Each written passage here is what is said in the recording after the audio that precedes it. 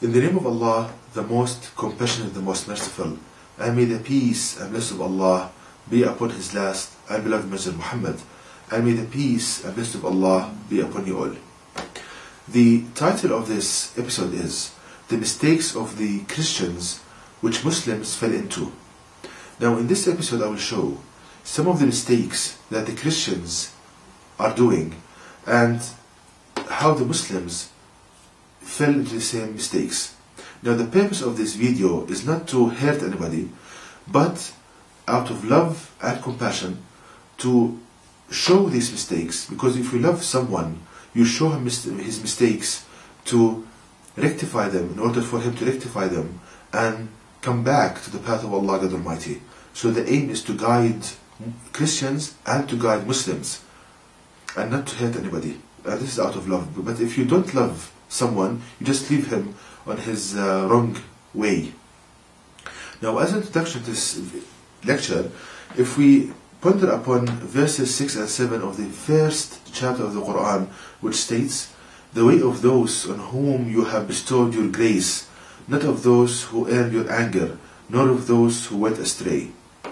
This is part of the first chapter of the Quran, supplication to Allah God Almighty to show a person the right way, the way of those who Allah God Almighty bestowed His grace upon, who Allah loves, not those who earned the anger of Allah, nor those who went astray. Now the ones who earned the anger of Allah, His wrath, are the Jews, because of certain mistakes they did, and explained this in a previous video. In this video I will show the mistakes that the Christians did, and they went astray from the path of Allah God Almighty due to these mistakes.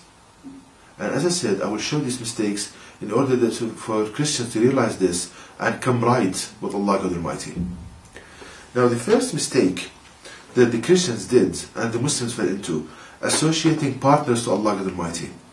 So what does this mean, associating partners to Allah?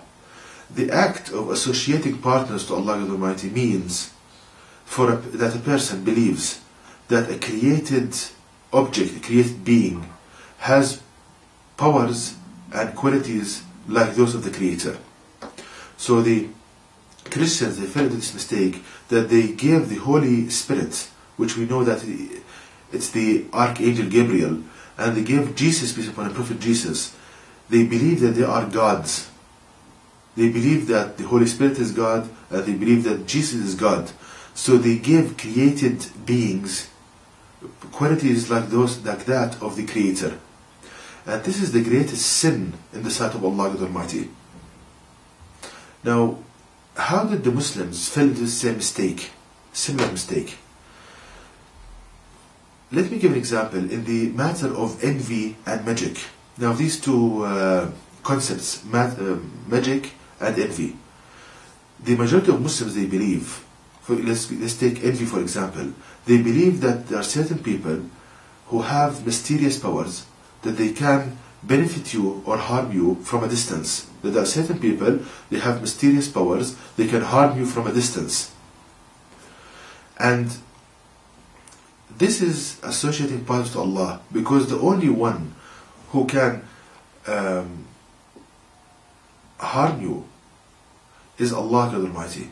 So the only one who can harm you, can inflict harm on you, is Allah God Almighty. So when you believe that another person has this ability, then you are associating partners to Allah God Almighty. And as I said, this is the greatest sin of Allah God. And this fact I just stated, Allah states in the Quran in chapter 12, verse 106, which states, "And most of them believe not in Allah God, except that they attribute partners unto Him." The verse again, "And most of them believe not in Allah God, except that they attribute partners unto Him." So here Allah states that there are people who believe in Allah, and yet at the same time they associate partners to Him. How can you understand this? It can be understood that as the majority of Muslims, they believe in Allah God, but at the same time they believe that, for example, a certain person has mysterious powers to benefit you or harm you, and they, for example, in the matter of magic, they think that a certain stone or a piece of cloth or a string has the ability to benefit you or harm you. This is the greatest sin inside of Allah God. So we need to understand this and to rectify our ways. The only one who can benefit you or harm you is Allah God Almighty. So somebody must ask, okay, I understand this, but what is the true understanding of envy? Now, we need to go to the Quran. We need to go to the Quran. If we go to the last revelation of Allah God to people in chapter 12 verse 5 states, He said, O my son, relate not your vision to your brothers, lest they arrange a plot against you. Verily, Satan is to man an open enemy. This is a part of the story, what happened between Prophet Joseph, peace upon him, and his father, Prophet Jacob. Now in this story, Prophet Joseph, he saw a vision of Allah, meaning that he saw a blessing of Allah unto him. So his father Jacob, he told his son, do not relate this vision to your brothers, because, and we can understand from the verse, they will envy him. They wish for this blessing to be removed. Then the verse continues, lest they will arrange a plot against you, meaning they will strive physically to remove this blessing. So we understand from this verse that envy is the act of wishing for a blessing to be removed and striving physically to remove it. Not just by wishing for it so. Let me give an example. Suppose an employee gets a promotion. Then his fellow employee envies him, meaning that he wants this blessing to be removed. Now what he would do, he would go to his boss and he would start spreading lies about this the other person who got the promotion. So this is envy. It's the act of wishing for a blessing to be removed and striving physically to remove it. So I hope this is clear now. The second mistake that the Christians fell into, taking priests as lords beside Allah God. Now this mistake, Allah states in the Quran, in chapter 9 verse 31, which states, they took their rabbis and their monks to be their lords besides Allah God, and Messiah, son of Mary, while they were commanded to worship none but one God. None has the right to be worshipped but He. Praise and glory is to Him from having the partners they associate. So the Christians, they took their priests, vicars, they took these people who have religious teachings and religious knowledge. So they took them as lords. What does this mean? That whatever these people they tell the Christians, they accept it. For their monks, their priests, whatever the priest tells the congregation, they just believe. He tells them, look, Jesus is God, they believe. He tells them whatever he tells them, they believe. This is a great mistake. Now the Muslims, they fell into the same mistake. Why? Because the majority of Muslims, they just hear somebody who claims to have religious knowledge about religion, and they just accept everything he says. For example, he tells them that envy, there are certain people that have mysterious powers. You just believe. This is a great mistake. Now the way to rectify this is that every person should go to the Quran, the last revelation of Allah God to people. Whatever he hears from anyone, whether it's a priest, a person who has knowledge of Islamic religion, whatever, he should go to the Quran and deduce knowledge from the Quran, learn the truth from the Quran. Now if this opinion he heard agrees with the Quran that it's true, if it opposes the Quran that is false, that is the way, that is the criterion. Now the third mistake that the Christians fell into, they believe in entering heaven just by believing without work. Now the Christians, they believe that just by believing, just having faith, that they will enter heaven without any work. And as a result, you don't see a lot of Christians praying during the day, fasting, doing religious teachings. Not at all, as a majority. Now, this same mistake the Muslims fell into.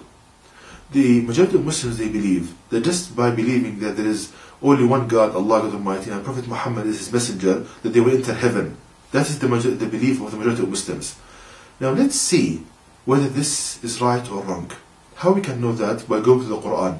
Always go back to the Quran.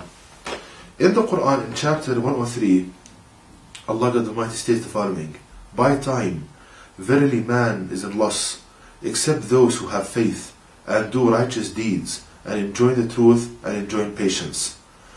So here Allah God Almighty gives us the criterion for entering heaven. That Allah says that a human is a state of loss, except that there is no salvation for any human except he has faith, meaning that he believes that there is only one God, Allah God Almighty, and Prophet Muhammad is messenger, and he has fear of Allah God Almighty, meaning that before he does any kind of work, any kind of deed, he thinks whether this is pleasing to Allah, he will do it, or if it's displeasing, he would refrain from it. He wouldn't do it. That is having faith. And doing righteous deeds, that's the second condition, and enjoying the truth, meaning striving to establish the truth and abolish falsehood. And this is striving to make the word creator supreme. And in this day of age, this can be done by what you see on my website, by the miracle of the Quran, showing this knowledge to people. What you are hearing now, what you saw in my website, show it to people, strive to make the word creator supreme. That is the third condition. The last condition, having patience over what you see when you go down this road. So there are four conditions: having faith, doing righteous deeds, striving to make the word creator supreme, and enjoying patience. These four conditions must be established together in a person to enter heaven. So Allah is telling us that these four conditions should be there for a person to enter heaven, not just by believing you enter heaven. So again, I'm showing this to guide Christians and to guide Muslims to the right path. And this is out of love, out of compassion, not to hurt anybody. But if, as I said, if you love someone and he's doing something wrong, you show him the error of his ways, such that that person would rectify himself. And to know more details about this topic, please visit my website at www.quran-miracle.com, and you can email me at zquran@yahoo.com, and may the peace and blessing of Allah be upon you all.